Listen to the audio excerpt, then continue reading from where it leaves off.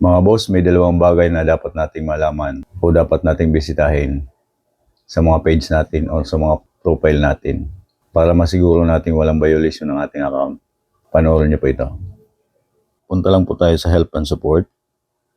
And then support inbox. Click natin itong your alerts. So yan dapat po, no violation lagi yung makikita natin. Isa pa pong paraan, punta po tayo sa professional dashboard. Click po natin professional dashboard. Then punta po tayo sa profile recommendation. So, dapat po may 7 stars kayo. Sa gayon po ay malalaman natin kung nare-recommenda ba ni Meta yung ating mga account sa wider audiences. Then click po natin monetization. So dapat po lahat po ito ay naka-green. Ibig sabihin lang po na no monetization violation ang account ninyo. Ganun lang po kadali. Yun lamang po. Maraming salamat po.